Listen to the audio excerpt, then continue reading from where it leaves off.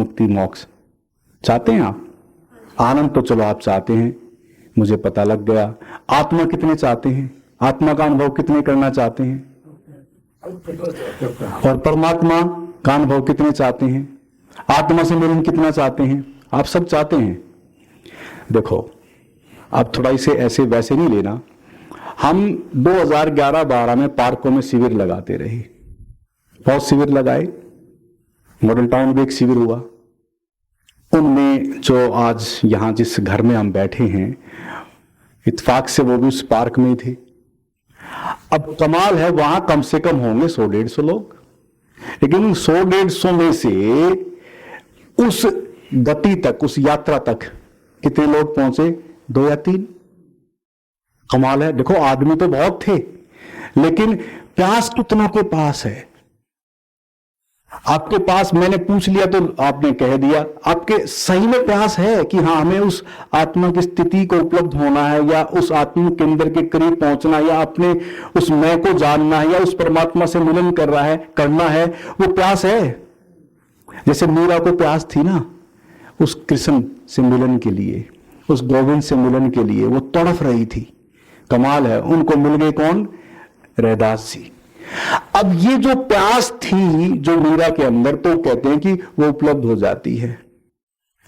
अब मैं ये देख रहा हूं कि यहां प्यास कितनों के भीतर है। कहने को तो कह दी, ठीक है कि हां, लेकिन अगर आपके भीतर ये प्यास है तो मुझे इतनी उम्मीद है और इतनी आशा है, इससे ना कोई उम्र का संबंध। ध्यान देना, आप सोचेंगे अब तो हमारी उम्र निकल गई, अब तो क्या मतलब है, या कोई कहेगी अरे अभी तो हम जवान हैं, क्या मतलब है, अरे अभी तो हम बच्चे हैं, क्या मतलब है। ऐसा नहीं है मित्रों।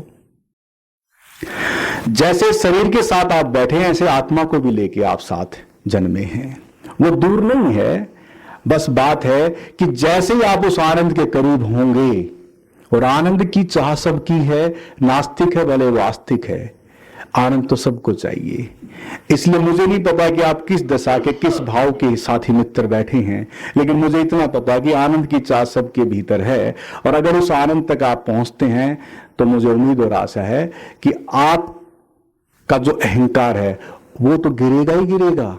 और जैसे ही अहंकार गिर जाएगा तो फिर आप देखना, मान लो घर में 5-10 सदस्य हैं और आपके चित्त से अहंकार गिर गया, तो आपको कोई दुखी कर सकता है, आपको कोई परेशान कर सकता है। आपके जो केमिकली जो बॉडी जो दिक्कत में थी, क्या उसे आप घटा सकता है?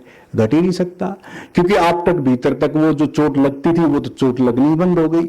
अब कोई कुछ भी कहे, इसलिए ऐसे लोगों को पागल भी कहते हैं। पता आपको? पता है, उनको गाली देते रहते हैं, पत्थर पड़ते रहते हैं, पता नहीं क्या क्या कुछ कुछ होता रहता है, लेकिन क्योंकि उनको पता है कि वो जाग गए। और वो जागने का मतलब ही ये है कि अगर आप भी जागते तो आप फिर देखेंगे कि अरे चलो इसको कुछ पता नहीं, अभी ठीक है, कोई नहीं, बोलने दो। और वो प्रेम और करुणा है। इसलिए बुद्ध के भीतर क्या थी? सभी के प्रति प्रेम और करुणा थी। इसलिए बस मेरा इतना इशारा है कि अगर सही में अगर आपको वहां तक पहुंचना है तो आनंद ध्यान तो जरिया है ही। और फिर ये तो एक समझ लो कि जैसे कहते हैं ना कि जुताई है। जैसे जब आपको अगर कोई बीज अगर बोना है किसी जमीन में, तो क्या करते हैं? जुताई करते हैं ना, तभी तो बीज रोपा जाएगा ना।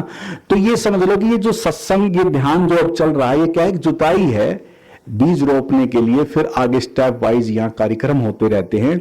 बस इतना मैं इशारा कर रहा हूं कि अभी जो ध्यान आप करेंगे वो ध्यान आपके स्वास्थ्य से भी जुड़ा है और आपकी आत्मिक उन्नति और विकास से भी जुड़ा है। सभी तैयार हैं साथी मित्र?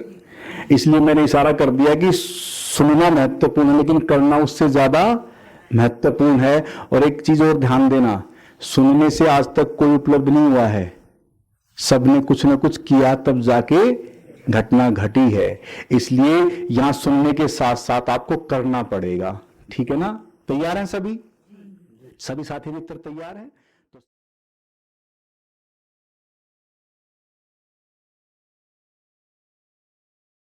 और वीडियोस देखने के लिए YouTube पर सर्च करें आनंदमय जीवन धारा। चैनल को सब्सक्राइब करें और आप अन्य वीडियोस देख सकते हैं।